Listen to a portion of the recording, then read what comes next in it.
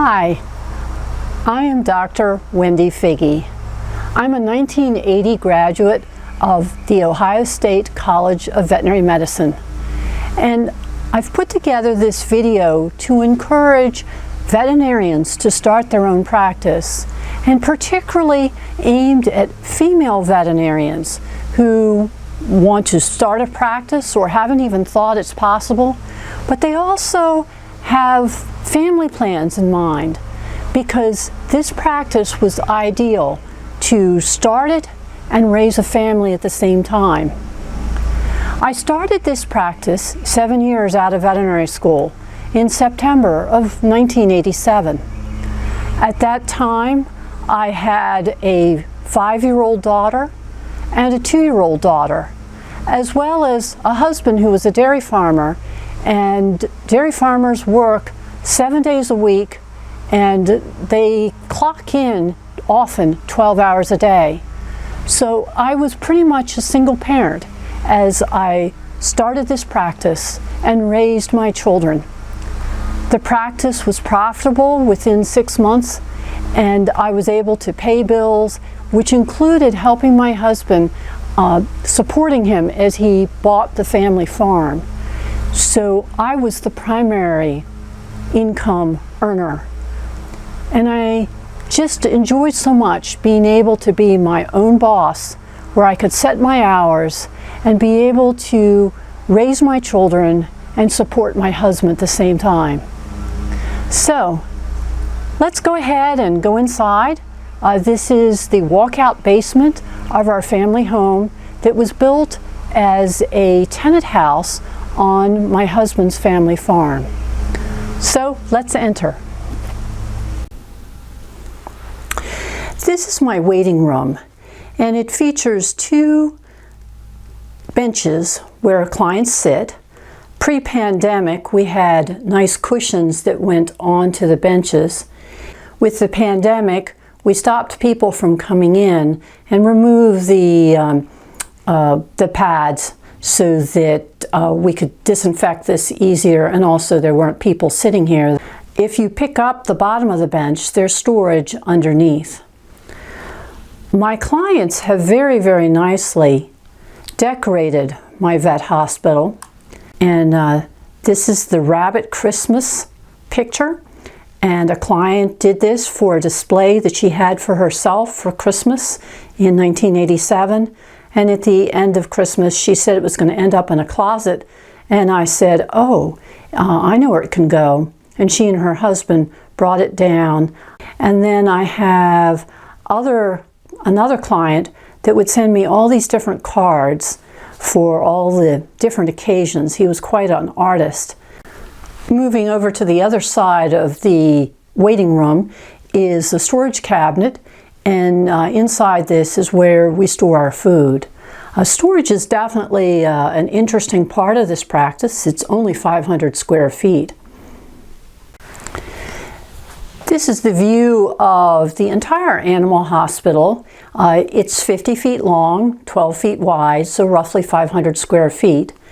And potentially you'll notice that this one door is a Dutch door.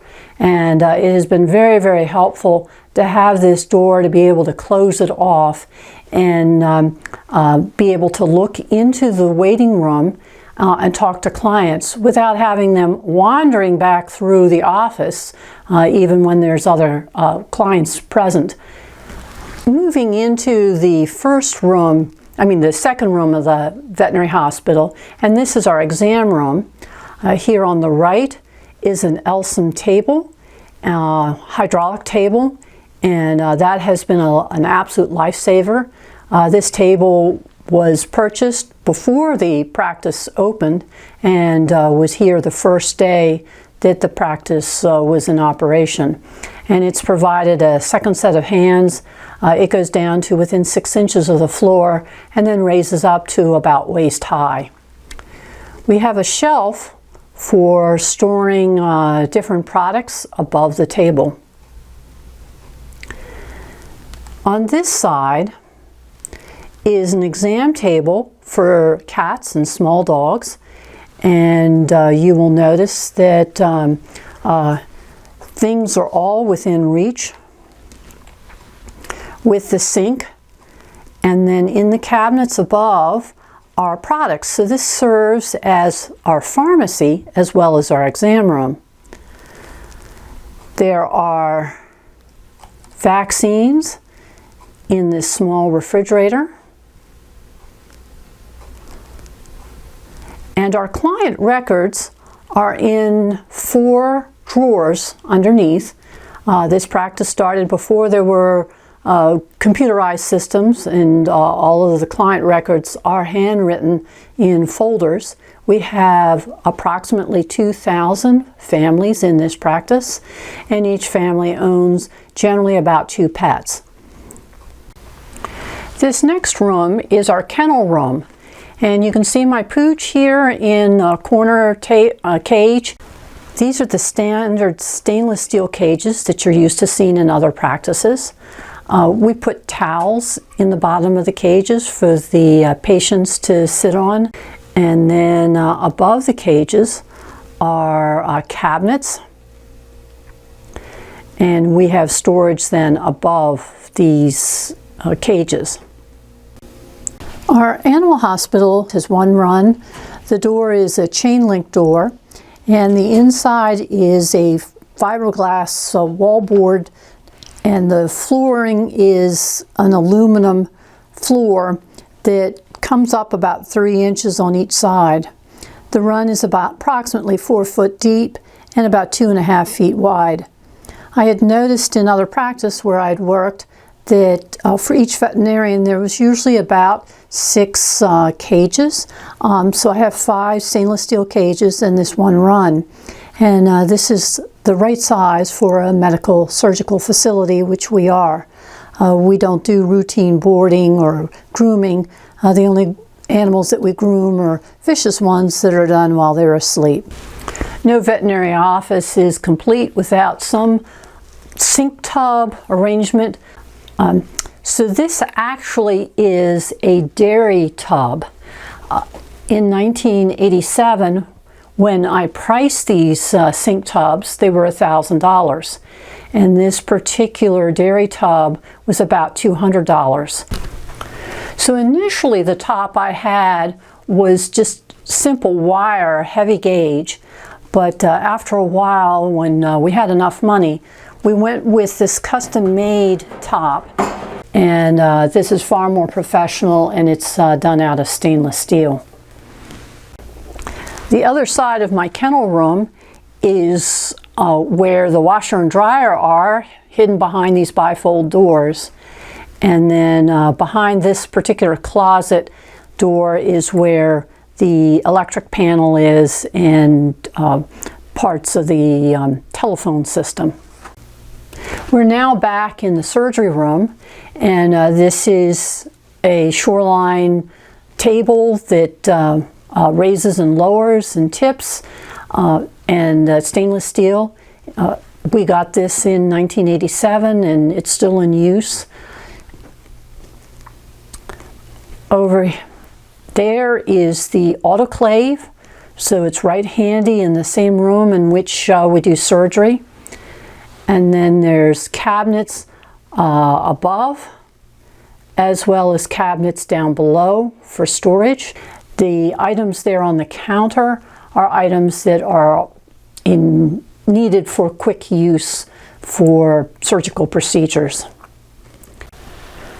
My surgery room also doubles as the X-ray room, and this is a portable equine unit that was purchased in the spring of 1988. So for the first 6 months the practice was open, I made arrangements with another practice to bring animals there to be x-rayed. When I purchased this portable unit, we attached it permanently to the wall. It can come down off the wall, but it can't move side to side or up and down. And then I developed my x-rays in trays. My brothers were all amateur photographers, so I was used to seeing film developed in trays. So I would pour my chemicals into trays, closed down the surgery room to hand develop my x-rays, and then I rinsed them in a dip tank. We did this for approximately 5 years, and the practice grew to the point that we couldn't shut down the surgery room for the full 15 minutes needed to develop. So I went from there to an automatic processor. So this is my second automatic processor. So that's the 50-cent tour of this 500 square foot hospital. The initial plans with this hospital in the fall of 1986 was to purchase one of the mobile units, a recreational vehicle, where the plans were to park it in the driveway and have people come back and see me. And that's when my husband said, well, why don't we convert the basement? So this was a completely unfinished basement, close to 50 feet long and about 25 feet wide. And I remember as the kids were playing, sitting on the couch and imagining walls. And that's how I came up with the design of first a waiting room, and then an exam room, then the kennel room, and then the surgery.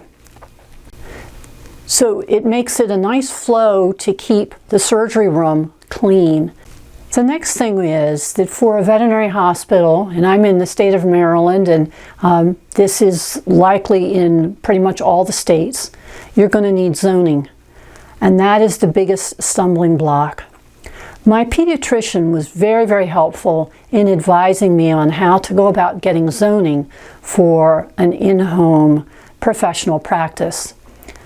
His practice was a wing of his personal home, and he had to go through zoning, and the first time he failed. So he learned where problems could occur. So he said to me, you got to hire a lawyer, because a lawyer has teeth. My next step was that I approached all my local neighbors to tell them what my plans were, just to make sure that none of them were upset. Now in 1987, my half-mile long driveway was on one side fields that belonged to the family farm, and the other side were fields that my husband rented to grow crops on. So all we had was farmland all the way back.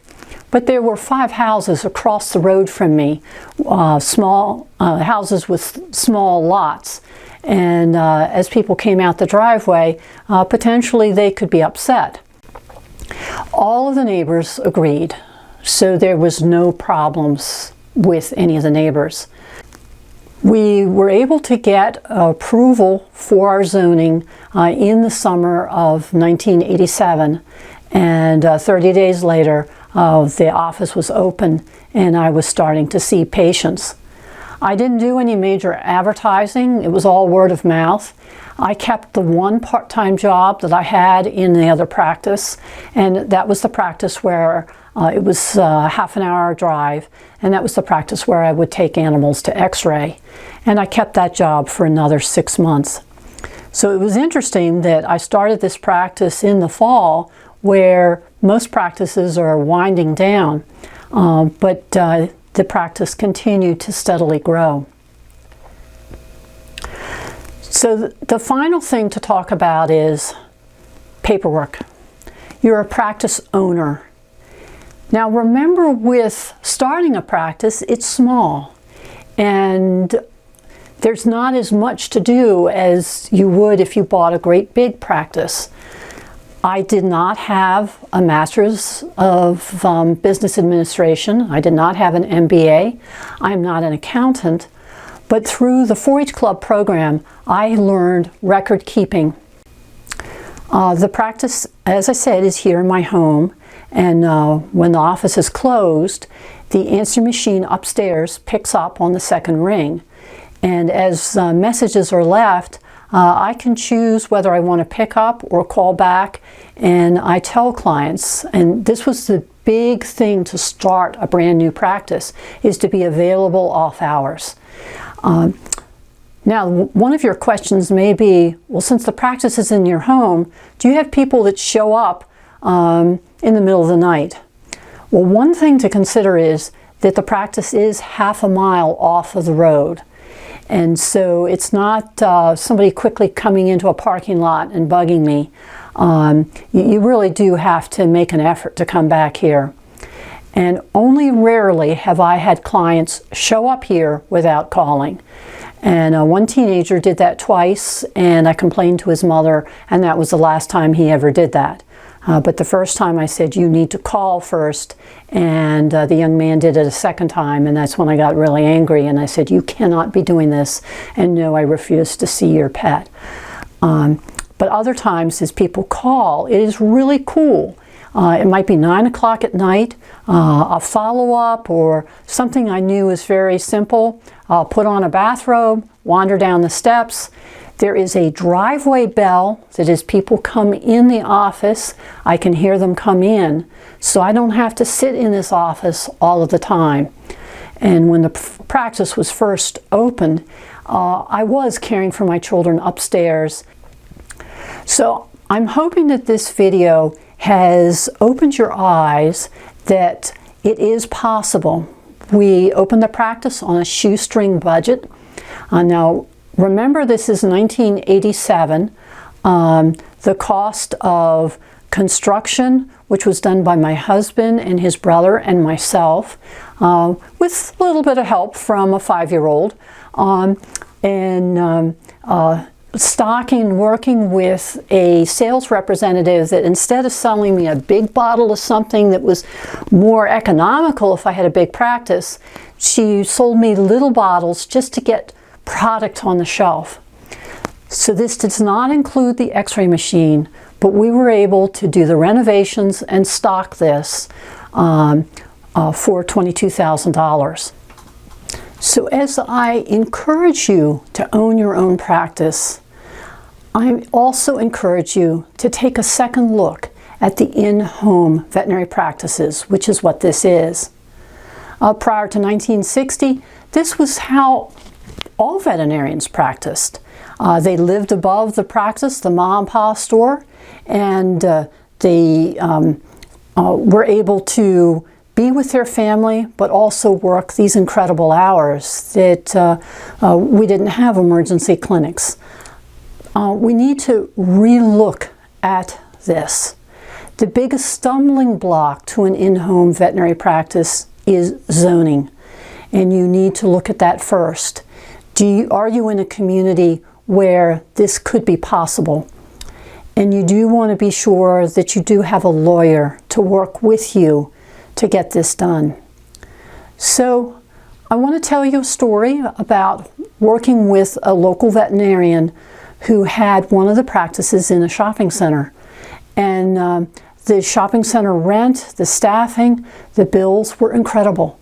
And she was having difficulty making a profit enough that she could live off of. I encouraged her to open her own practice. I knew where she lived. Her driveway to her house was only 1 mile from the driveway to my house. Now, we're in a rural area. That's less than a 10-minute drive between these practices. And there's another veterinary practice in between the two of us that was in the shopping center that she had been in. I told her to get a lawyer, and she did. And I told her I would be present and would love to testify on her behalf at the zoning meeting. And it turned out to work out very well. She had tried to get zoning a number of years earlier, but her community had turned her down. She was part of a certain community, but her driveway didn't go out into that road to that community. Her driveway came out onto the main road that's part of the road that I'm on. So when we got into the zoning meeting, there was a man in the community, and oh my gosh, he had all of these complaints that this is going to happen, this is going to happen, this is going to happen. And I just wrote them down. So I was second up to testify, and I said, I thanked the gentleman, and I said, these are really, really good questions you have. So let's go over how it's done. And my practice is only a mile from where her practice would be. And I'm in favor, and I would really like to have another home-based practice.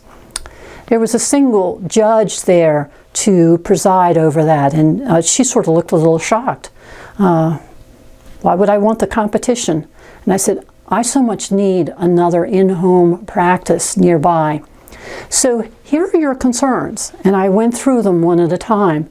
And then I said, now the state board has a rule about this thing, and this is how it's handled, and so this is not an issue. And I went down one by one, using the state veterinary board as the reason that his concern would not be a problem. And the final thing is, she has no desire to do outside runs and kennels, just like I don't have any outside runs and kennels. We're not boarding facilities, we're veterinary hospitals. I could see the judge change from a frown to a smile and started nodding, because cha-ching, this business meant more revenue for the local economy. It meant local employment, and it's good for the county, the municipality, to have vibrant businesses, to pay taxes and do needed services. She passed. And it was nice, a year later, when she came to me, she said, I can't believe how the stress has just left me. She said, it's so cool that at 9 o'clock at night, if I need to see a follow-up, I put my bathrobe on and I can see that client. And she was caring for a child that had some different medical problems. So she needed to be home and present with him. But she would be able then to take a few minutes off to see this person, and then during the day while he was at school, she had the ability to practice her veterinary medicine.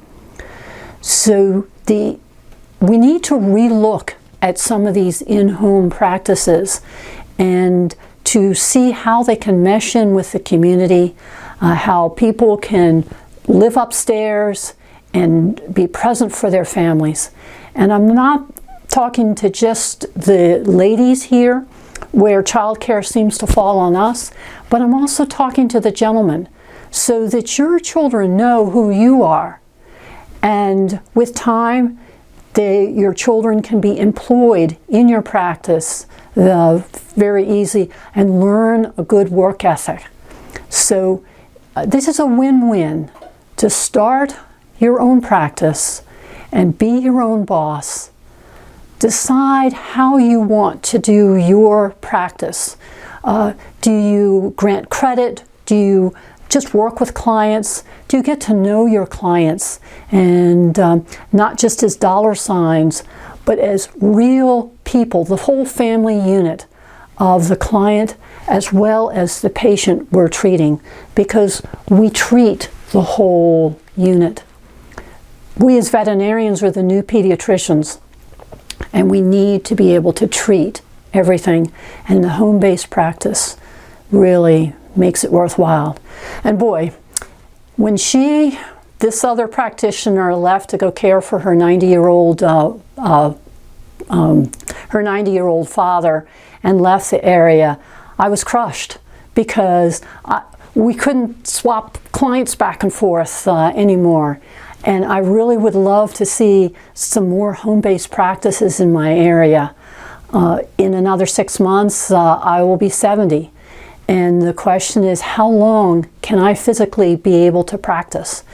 And my clients are worried, and they want to know, who can you recommend? Because all there are the big corporate practices. They're not the small family practices. And I say, I'm sorry, I don't know of any. But I certainly would welcome knowing who the small in-home practices are, so that they can experience the type of veterinary medicine that they've had here. Thank you so much for watching.